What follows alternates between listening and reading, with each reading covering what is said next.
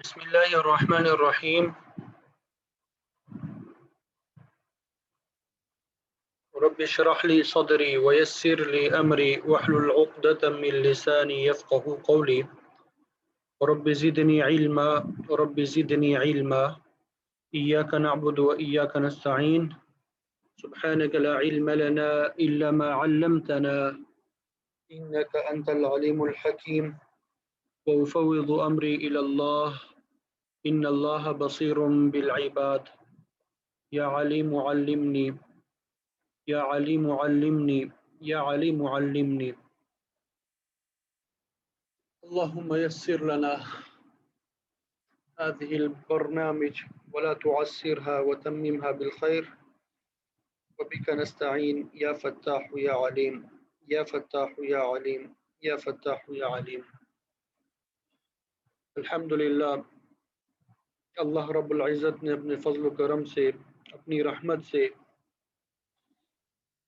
یہ 15 روزہ علم نحو شروع کرنے کی توفیق عطا فرمائی. تو آج انشاءاللہ غالباً 10واں سبق ہے اور کوشش کریں گے کہ تھیوری جو ہے وہ آج مکمل کر لیں اور کل سے جو پریکٹیکل یعنی اجرا جو ہے وہ سٹارٹ کریں گے 5 دنوں کے لیے. تو ابھی تک جو کچھ ہم نے پڑھا ہوگا ان تمام باتوں کو اپلائی کریں گے قرآن مجید کی بعض صورتوں میں. اللہ تعالیٰ سے دعا ہے کہ اللہ تعالیٰ ہم سب کے لیے آسان بنائے اور اس میں جتنی بھی رکاوٹیں ہیں ان سب کو دور فرمائے. ہمارے قوت حفظ میں قوت فہم میں برکت نصیب فرمائے. اور یہ علوم جو ہے جنہیں فنون کہا جاتا ہے صرف نحو، ان کا مقصد قرآن حدیث اور فقہ کو سمجھنا ہوتا ہے. جس طرح انسان وضو کرتا ہے مقصد نماز پڑھنی ہوتی ہے یا قرآن مجید کی تلاوت کرنی ہوتی ہے، تو وضو جو ہے بذات خود عبادت نہیں ہے بلکہ عبادت کا وسیلہ ہے، اس وجہ سے اس کا ثواب ہے. تو اگر کوئی شخص صرف وضو کرے نماز نہ پڑھے وضو ہی کرتا رہے تو اسے کوئی ثواب حاصل نہیں ہوتا. تو اسی طرح ہمیں بھی یہی کوشش کرنی چاہیے. صرف نحو اور دیگر فنون سیکھنے کا مقصد قرآن حدیث اور فقہ کو سمجھنا ہوتا ہے. تو ان علوم کو ان فنون کو سیکھ کر جو علوم عالیہ ہے مقصودی علوم ہے قرآن حدیث اور فقہ، ان کو صحیح طریقے سے ہمیں سمجھنے کی توفیق عطا فرمائے اور پھر آسان انداز میں عام فہم طریقے سے دیگر افراد تک پہنچانے کی بھی توفیق عطا فرمائے. اللہ اکبر کبیرہ. تو آپ کو معلوم ہے کہ شروع میں ہم نے پڑھا تھا کہ ایک لفظ مفرد ہوتا ہے اور مرکب. مفرد کے مباحث تقریباً ہم نے پڑھ لیے، کچھ مباحث باقی ہے وہ ابھی دیکھ لیں گے انشاءاللہ. تو اب ہم مرکب کو پڑھیں گے. اب ہم کس کو سٹارٹ کریں گے؟ مرکب کو. تو مرکب جو ہے وہ لفظ ہے جو دو یا دو سے زیادہ کلموں سے مل کر بنی. مرکب وہ لفظ ہے جو دو یا دو سے زیادہ کلموں سے مل کر بنی.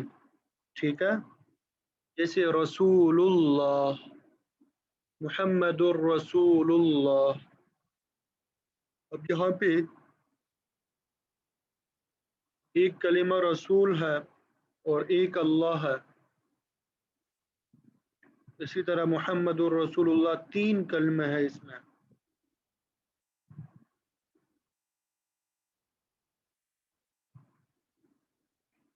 تو مرکب کی 2 قسمیں ہیں، مرکب تام اور مرکب ناقص. مرکب کی کتنے قسمیں ہیں؟ 2 قسمیں ہیں، مرکب تام اور مرکب ناقص. यही मुरक्कब ताम को मुरक्कब मुफीद भी कहते हैं और मुरक्कब नाकिस को मुरक्कब गैर मुफीद भी कहते हैं। मुरक्कब ताम को मुरक्कब मुफीद भी कहते हैं और नाकिस को मुरक्कब गैर मुफीद भी कहते हैं।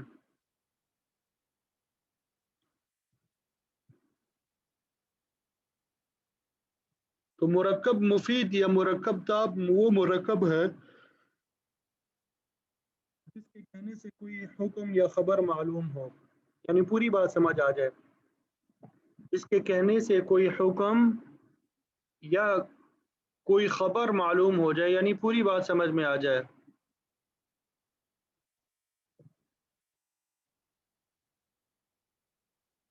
ठीक है, जैसे वकुल जाअल हक़ व ज़हक़ल बातिल, कि हक आ गया और बातिल चला गया। अब यहाँ पे हक के आने और बातिल के जाने की खबर मालूम हुई।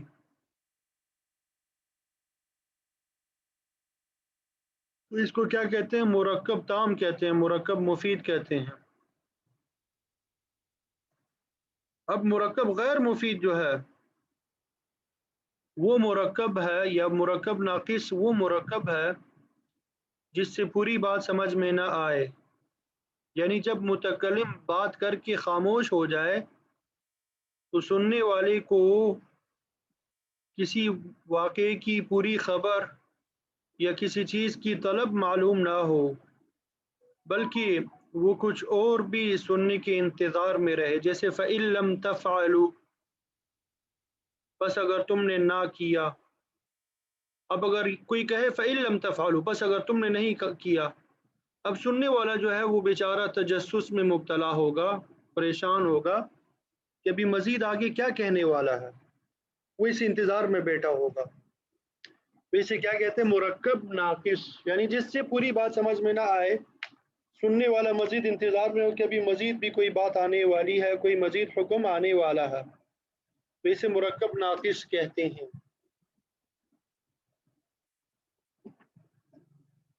जैसे अमूमन नहव की किताबों में आपने पढ़ते हैं गुलाम ज़ैदिन, जैद का गुलाम, ये मुरक्कब नाकिस है। क्यों? इस वजह से जब कोई कहेगा गुलाम ज़ैदिन, जैद का गुलाम, अब सुनने वाला बेचारा सोच रहा होगा कि भाई जैद के गुलाम को क्या हो गया, क्यों उसका नाम लिया गया। वो इस इंतजार में होगा कि अभी आगे क्या बात होनी है। ठीक है,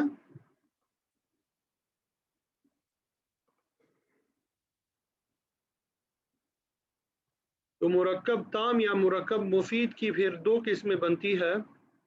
मुरक्कब ताम को कलाम भी कहते हैं, जुमला भी कहते हैं, कलाम भी कहते हैं।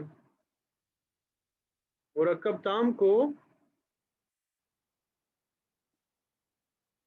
जुमला भी कहते हैं, कलाम भी कहते हैं। जिस तरह मुफरत को कलीमा भी कहते थे, इसी तरह मुरक्कब ताम को कलाम भी कहते हैं और जुमला भी कहते हैं। फिर आगे जुमले की दो किस्में हैं, खबरिया और इंशाइया। जुमले की फिर आगे दो किस्में हैं, जुमला खबरिया और जुमला इंशाइया। समझ आ रही है सबको? नोट भी कर रहे हैं अपने पास?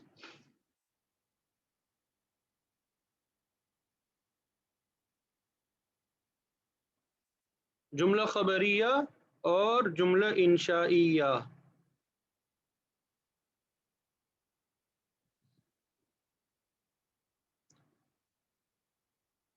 तो जुमला खबरिया आप सबको मालूम है,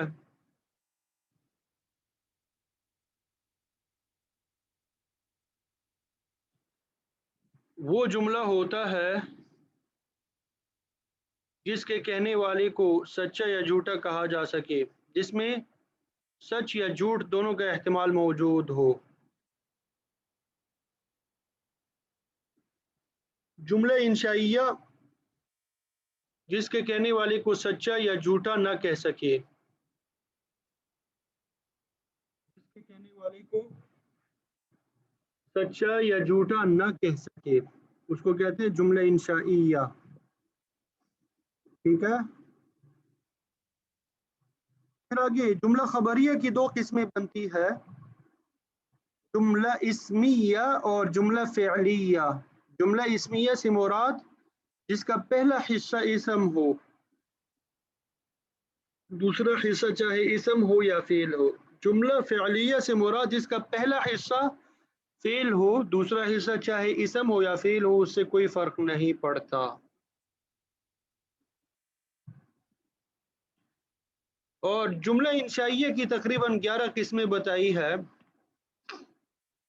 تو جملہ انشائیہ میں عموماً کسی چیز کی طلب یا خواہش پائی جاتی ہے، کسی کو کسی کام کے کرنے کا حکم دیا جاتا ہے یا روکا جاتا ہے، کسی کام کی آرزو کی جاتی ہے، کسی چیز کے بارے میں پوچھا جاتا ہے، کسی کو پکارا جاتا ہے، کسی چیز کی امید کی جاتی ہے، کسی چیز کی درخواست کی جاتی ہے، کسی بات پہ قسم اٹھائی جاتی ہے، یا کسی چیز پر حیرانی کا اظہار کیا جاتا ہے، یا اللہ تعالیٰ کو پکارا جاتا ہے۔ تو یہ جملہ انشائیہ کی مختلف قسمیں ہیں۔ امر بھی جملہ انشائیہ کی قسم ہے، نہیں بھی، استفہام بھی، تمنی بھی، ترجی بھی، ندا، عقود، یعنی مختلف قسم کے جو ٹرانزیکشن کیے جاتے ہیں وہ بھی جملہ انشائیہ کے تحت آتے ہیں۔ عرض یعنی کسی چیز کی درخواست وغیرہ کرنا، اسی طرح کسی بات پہ قسم اٹھانا، تعجب یعنی حیرانی کا اظہار کرنا، اللہ تعالیٰ سے دعا مانگنا، یہ سب کے سب جو ہے جملہ انشائیہ کی اقسام ہے۔ یہ سب کے سب جملہ انشائیہ کی اقسام ہیں۔ مرکب ناقص کی پھر آگے مختلف قسمیں ہیں۔ مرکب ناقص کی مختلف قسمیں ہیں۔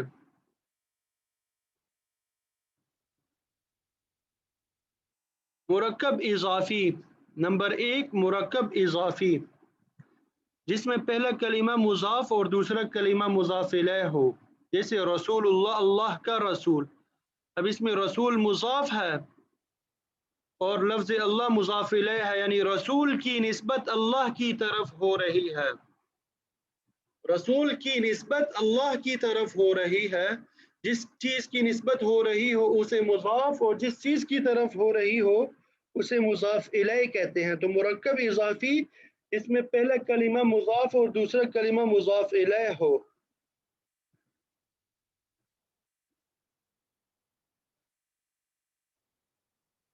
اور مضاف الیہ کے بارے میں آپ کو معلوم ہے یہ ہمیشہ مجرور ہوتا ہے۔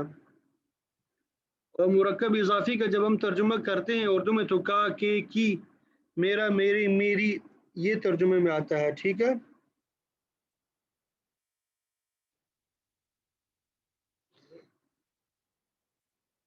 مرکب توصیفی، وہ مرکب جس میں دوسرا جز جو ہے، دوسرا حصہ پہلے حصے کے لیے صفت ہو، چاہے وہ اچھی صفت ہو یا بری صفت ہو۔ پہلے حصے کو موصوف اور دوسرے حصے کو صفت کہتے ہیں، جیسے فصبر جمیل۔ اب صبر جو ہے موصوف، جمیل صفت ہے۔ اسوۃ حسنۃ، بہترین اسوہ، اسوہ موصوف ہے، حسنۃ صفت ہے۔ موصوف صفت کا اعراب جو ہے وہ ایک جیسا ہوتا ہے، واحد، تثنیہ، جمع، مذکر، مؤنث میں بھی ایک جیسے ہوتے ہیں، یہ آپ لوگوں نے توابع وغیرہ میں پڑھا ہوگا۔ تیسری قسم ہے مرکب بنائی،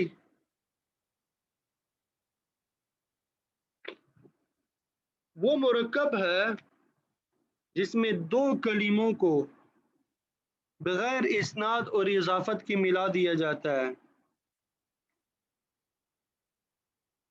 جیسے احد عشر، اور ان دونوں کے درمیان کوئی پوشیدہ حرف بھی ہوتا ہے ربط دینے کے لیے، ان کے درمیان کوئی پوشیدہ حرف بھی ہوتا ہے ربط دینے کے لیے، جیسے احد عشر اصل میں تھا احد و عشر تھا۔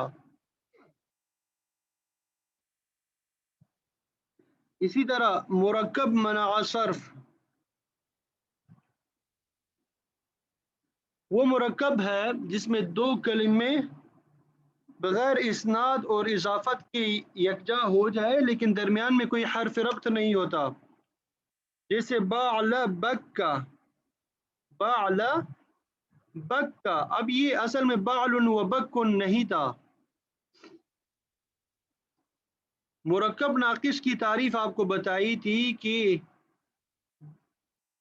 جس کے ذریعے پوری بات سمجھ میں نہ آئے، سننے والے کو انتظار ہوتا ہے کہ ابھی مزید کوئی بات کہنے والا ہے. ٹھیک ہے.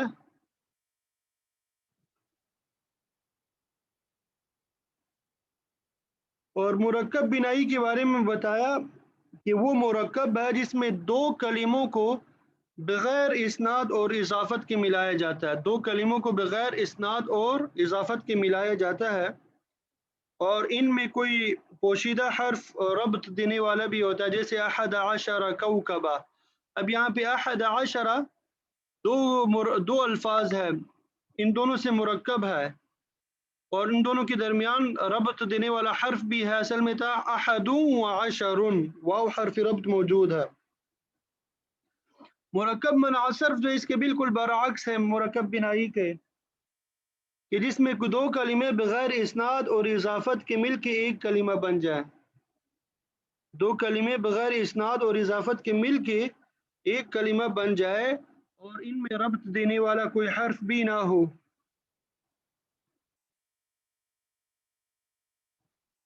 جیسے بعل بکا، بعل ایک لفظ ہے، بک کا دوسرا لفظ ہے، دونوں کو ایک ساتھ ملا لیا گیا، بعل بکا. درمیان میں کوئی ربط دینے والا حرف بھی نہیں ہے، درمیان میں ربط دینے والا کوئی حرف بھی نہیں ہے. سمجھ آ گئی مرکب کی بحث آپ سب کو؟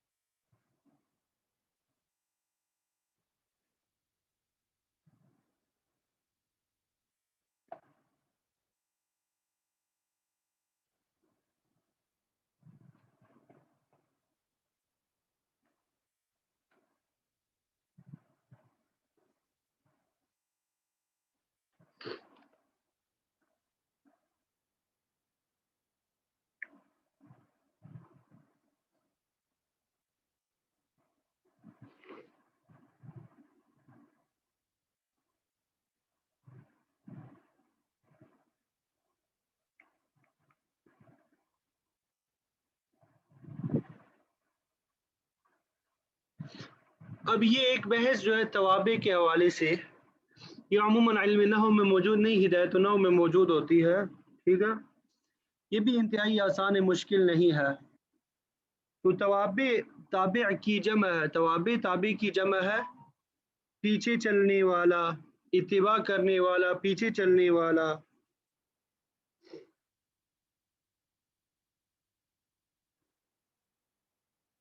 تو تابع وہ اسم ہے،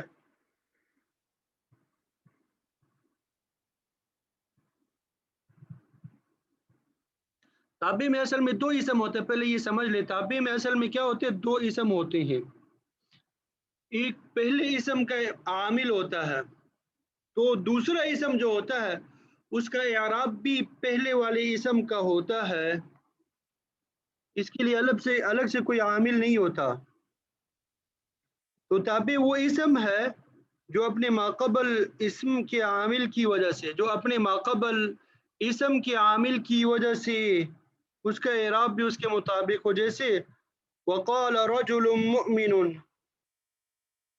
تو یہ پہلے والے اسم کو متبوع کہتے ہیں. وقال رجل مؤمن، رجل مؤمن نے کہا، فرمایا.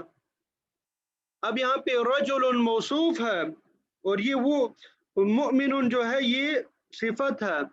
تو لفظ مؤمن یہ وہ اسم تابع ہے جو اپنے ماقبل اسم، اس کا ماقبل اسم کیا ہے؟ رجل، اس کی عامل کی وجہ سے اس کا اعراب بھی اس کے مطابق ہوتا ہے. تو رجل کا عامل جو ہے وہ قال ہے. ٹھیک ہے. تو قال کی وجہ سے اس کے اوپر کیا ہے؟ پیش ہے. تو اب یہ مؤمن کے اوپر بھی کیا ہے؟ پیش ہے.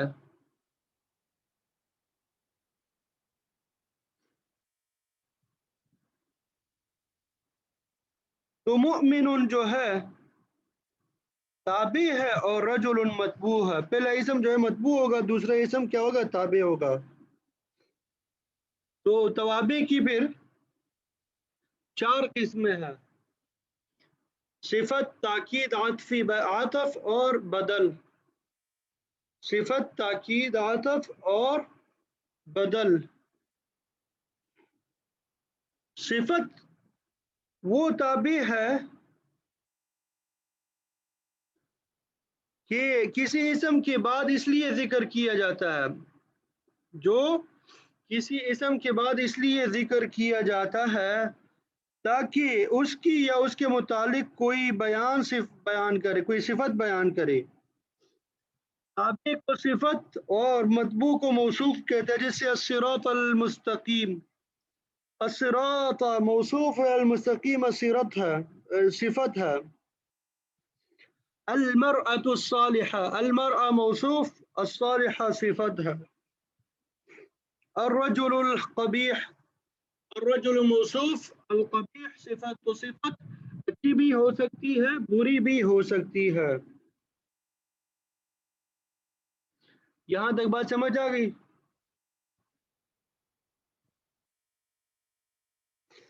تاکید توابع کی دوسری قسم جو ہے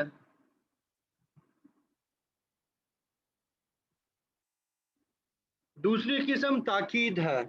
تاکید کا لغوی معنی ہے پختہ کرنا. کسی بات پہ تاکید کرنا ہم بھی بولتے ہیں پختہ کرنا. تو تاکید وہ تابع ہے جو اپنے متبوع کو پختہ کر دے. ایک تابع ہوتا ہے اور ایک متبوع. تابع دوسرا اسم ہوتا ہے، متبوع پہلے والا اسم ہوتا ہے جس کی اتباع کی جاتی ہے، جس کے نقش قدم پہ چلا جاتا ہے. ٹھیک ہے؟ تو نحو میں بھی ایک اسم دوسرے اسم کے نقش قدم پہ چلتا ہے، بڑے بہادر ہوتے ہیں. ٹھیک ہے؟ تو تاکید کی جو ہے 2 قسمیں ہیں. تاکید کی پھر کتنی قسمیں ہیں؟ 2 قسمیں ہیں: تاکید لفظی اور تاکید معنوی. تاکید لفظی وہ ہے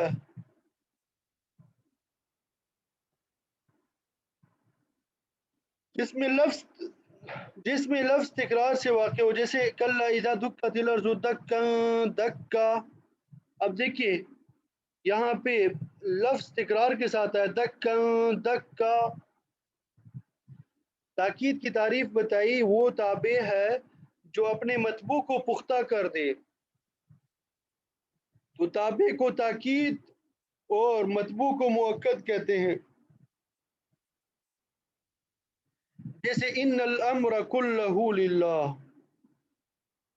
اس میں الامر جو ہے یہ مؤکد ہے یعنی متبوع ہے، اور کلہ اس کی تاکید ہے کہ بے شک حکم جو ہے اللہ کے لیے ہے. ایک یہ بیان ہے. دوسرا یہ کہ بے شک حکم سارا کا سارا حکم جو ہے وہ اللہ ہی کا ہے.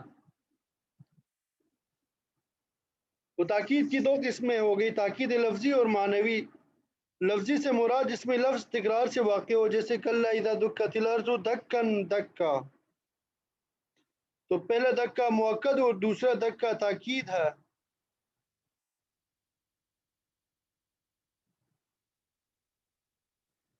اور ذهبت انا وزید میں تا پیشتو جو ہے مؤکد اور انا تاکید ہے. اسی طرح تاکید معنوی وہ ہے جو نفس، عین، کلا، کلتا، کل اور اجمع میں سے کسی کے ساتھ آئے، جیسے فسجد الملائکۃ کلہم اجمعون.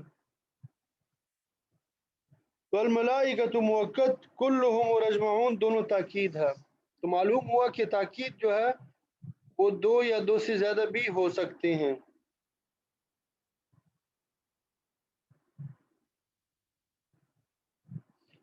تاکید لفظی اور تاکید معنوی کا آپ کو پتہ چل گیا.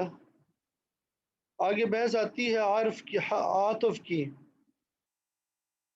عطف کا لغوی معنی ہوتا ہے موڑنا، اور اصطلاحی معنی ہے وہ تابع جو متبوع کے بعد بواسطہ حرف عطف آئے. وہ تابع جو متبوع کے بعد حرف عطف کے ذریعے سے آئے اور حکم میں متبوع کے ساتھ شریک ہو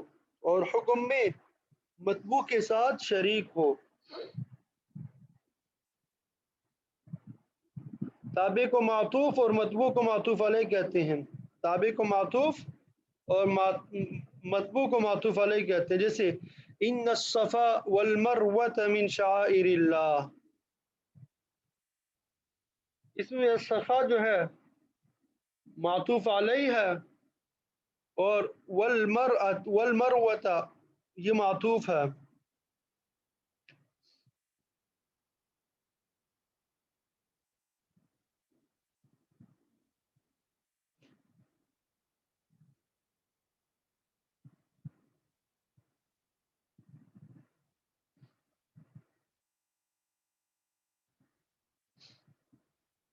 تو پھر عطف کی دو قسمیں ہیں، عطف بحرف اور عطف بیان. عطف بحرف اور عطف بیان. تو ابھی جو آپ کو بتایا جو بواسطہ حرف عطف آئے اور حکم مطبوع کے ساتھ شریک ہو، اس کو عطف بحرف کہتے ہیں. یہاں پہ عطف بیان کی جگہ مرکب بنائی لکھا ہوا، یہ غلط ہے، ٹھیک ہے، بلکہ ابھی سیدھا کرتے ہیں.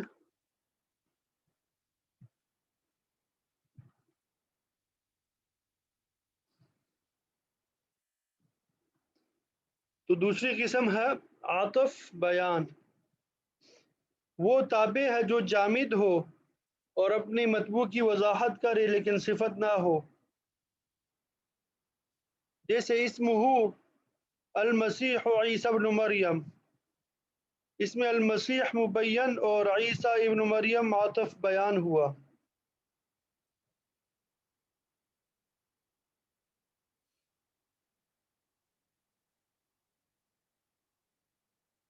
اسی طرح بدل جو ہے وہ تابع ہے جو نسبت سے مقصود بالذات ہو، جو مقصود بالذات ہو نسبت سے، یعنی اسی پر حکم لگایا جاتا ہے. مطبوع کو صرف تمہید کے لیے لایا جاتا ہے. تابع کو بدل اور مطبوع کو مبدل منہ کہتے ہیں. جیسے اذ قال لهم اخوهم صالح،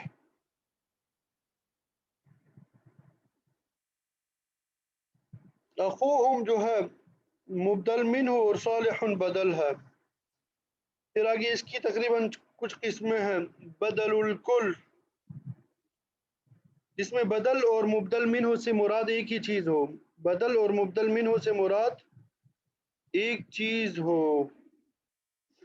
جیسے اہدنا الصراط المستقیم، صراط الذین انعمت علیہم.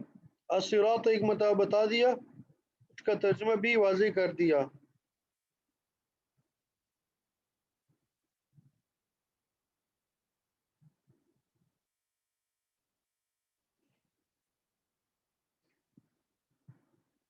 تو بدل الکل جس میں بدل اور مبدل منہ سے مراد ایک ہی چیز ہو. جیسے اہدنا الصراط المستقیم، صراط الذین، الصراط المستقیم اور صراط الذین انعمت علیہم ان دونوں سے مراد ایک ہی ہے، تو یہ بدل الکل ہے. بدل البعض وہ ہے جو مبدل منہ کا جز ہو. جیسے وَلِلَّهِ عَلَى النَّاسِ حِجُّ الْبَيْتِ مَنِ اسْتَطَاعَ إِلَيْهِ سَبِيلًا.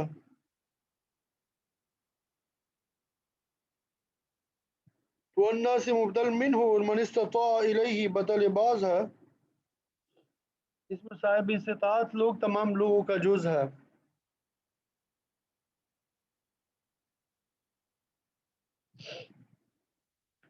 آگے بدل الاشتمال بھی ہے،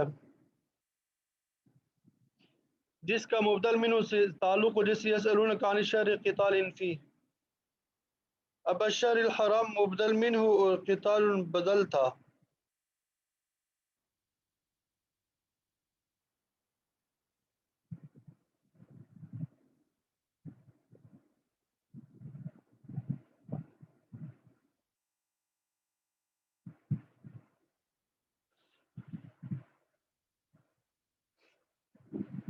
تو بدل الکل کے بارے میں آپ کو بتا دیا، بدل البعض کے بارے میں بھی بتا دیا، اور بدل الاشتمال وہ ہے جس کا مبدل منہ سے تعلق ہے. یسألونک عن الشہر الحرام قتال فیہ، تو الشہر الحرام مبدل منہ ہے اور قتال جو ہے بدل ہے، تو اس میں قتال کا حرمت والے مہینے سے تعلق ہے. بدل الغلط وہ ہے جو غلطی کی تصحیح کے لیے لایا جائے. جیسے رأیت حمارا فرسا، اب یہاں پہ حمارا مبدل منہ اور فرسا بدل غلط ہے کہ نا فرسن تھا، لیکن سبقت لسانی کی وجہ سے حمار کہہ دیا.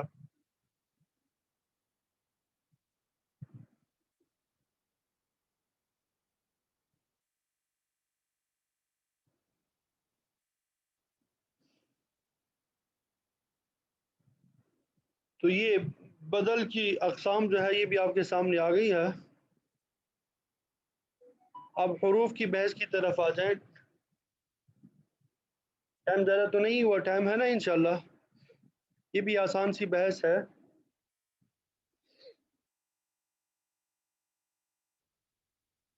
حروف جو ہے اس کی ابتدائی طور پہ دو قسمیں ہیں، حروف معانی اور حروف مبانی. حروف کی ابتدائی طور پہ کتنے قسمیں ہیں؟ دو قسمیں ہیں، حروف معانی اور حروف مبانی. حروف مبانی سے مراد حروف تہجی ہے. حروف مبانی سے مراد حروف تہجی الف با تا سا، اور حروف معانی سے مراد باقی حروف ہے.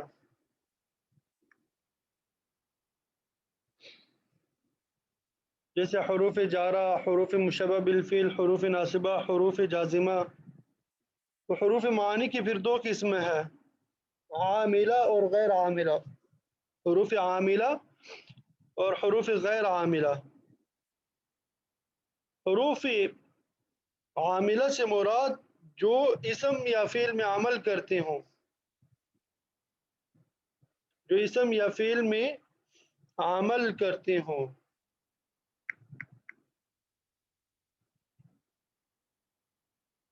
تو پھر آگے عاملہ کی دو قسمیں بنتی ہے، عاملہ در فعل اور عاملہ در اسم. عاملہ در فعل سے مراد یعنی فعل میں عمل کرنے والے، عاملہ در اسم یعنی اسم پر دلالت کر اسم پر عمل کرنے والے. تو فعل پر عمل کرنے والے دو ہے، حروف ناصبہ ان لین لن کئی ایذن. یہ حروف ناصبہ فعل مضارع کو نصب دیتے ہیں. اسی طرح حروف جازمہ وہ حروف جو فعل مضارع کو جزم دیتے ہیں، سکون دیتے ہیں.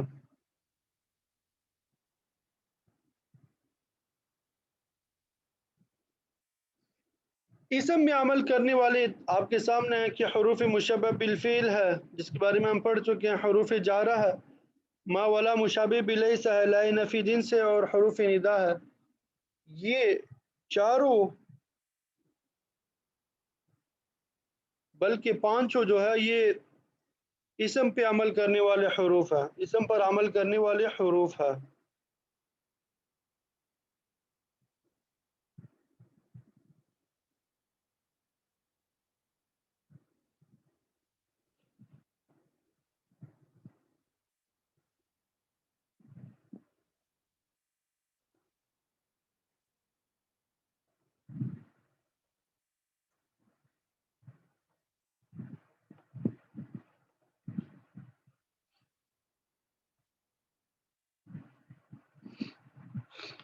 تو یہ حروف عاملہ میں نے آپ کو بتا دی، حروف عاملہ کل تقریباً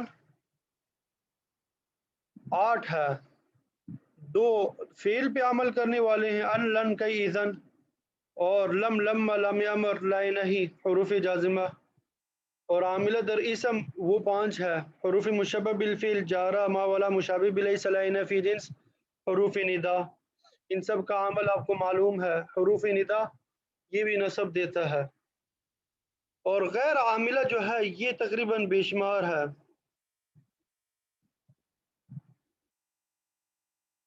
غیر عاملہ کیا ہے؟ یہ بے شمار ہے. کل میں نے گروپ میں بھی شیئر کیے تھے. یہ میں پیج اوپن کرتا ہوں حروف غیر عاملہ کی.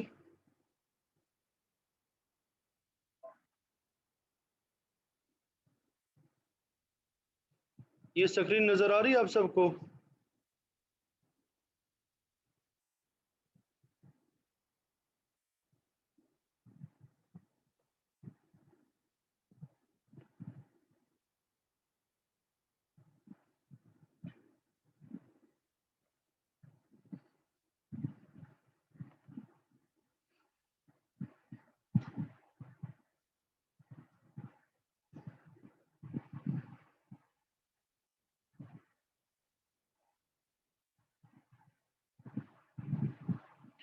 یہ حروف غیر عاملہ ہے، یہ حروف غیر عاملہ علم النحو کی کتاب جب آپ نکالیں گے آخر میں یہ تمام حروف لکھے ہوتے ہیں.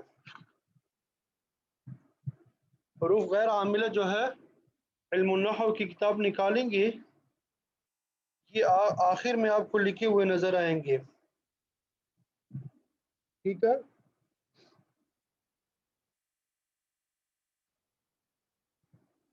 ان میں حروف عطف داخل ہے، حروف استفہام داخل ہے، حروف شرط ہے، حروف تنبیہ ہے، حروف مصدر ہے، حروف تفسیر، حروف جواب، حروف تخصیص اور توبیخ، حروف ردع، حروف توقع، حروف تاکید، حروف تمنی، حروف استثناء، حروف استقبال، تنوین، نون تاکید، لام مفتوحہ، حروف زیادت، یہ مختلف ہے. تو یہ ایک مرتبہ آپ اپنے ساتھ پڑھ لیجیے گا. ٹھیک ہے.